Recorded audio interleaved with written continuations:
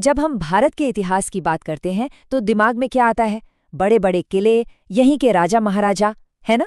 लेकिन क्या हो अगर मैं कहूं कि हमारी पहचान बनाने वाले कुछ सबसे बड़े लोग बाहर से आए थे? जी हाँ, आज हम बात करेंगे शक और कुषाणों की, एक ऐसी दिलचस्प कहानी जिसने भारत को हमेशा हमेशा के लिए बदल दिया।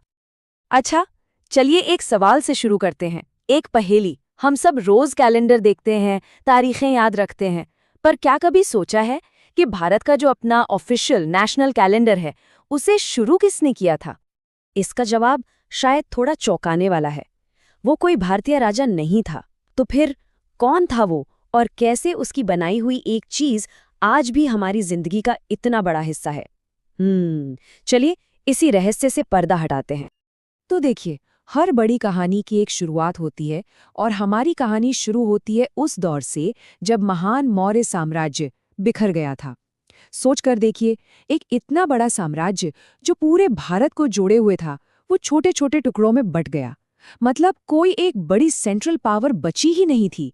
और जब ऐसा होता है ना, तो एक वैक्यूम बन जाता है, एक खालीपन।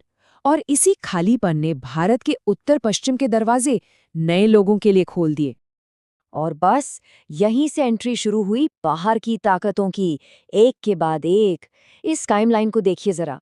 मौर्यों के बाद आए ग्रीक्स, फिर पार्थियन, और फिर मंच पर एंट्री होती है हमारी कहानी के दो मेन किरदारों की, शक और कुषाण। तो अब बात करते हैं इन वॉरियर किंग्स की।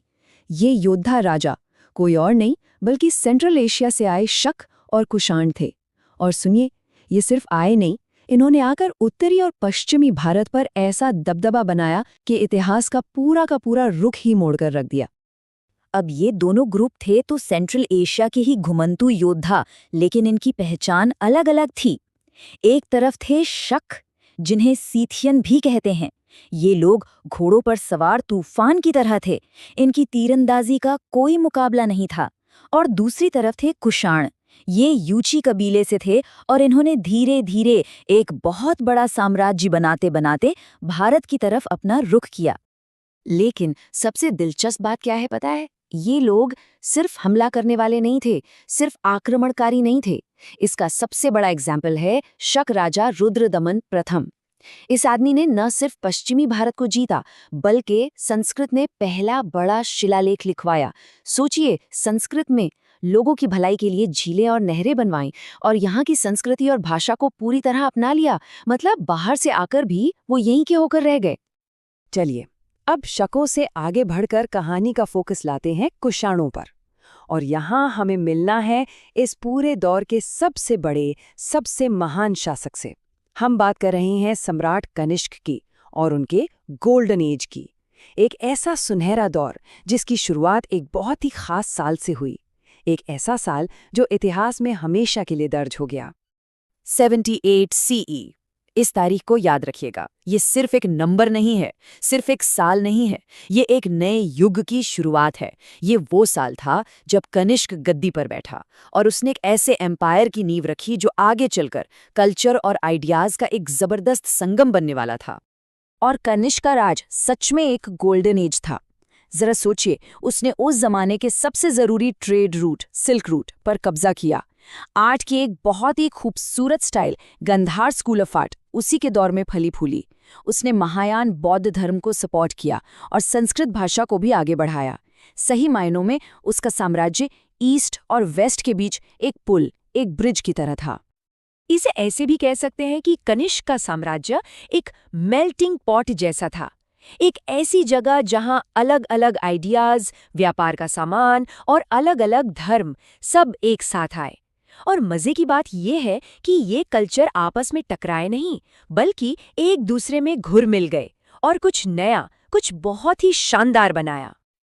तो चलिए, अब घूम फिर कर वापस आते हैं अपने पहले सवाल पर। याद है वो कैलेंडर वाली पहेली? अब वक्त आ गया है उस रहस्य को सुलझाने का, और इसका कनेक्शन सीधा सीधा सम्राट कनिष्क से ही है।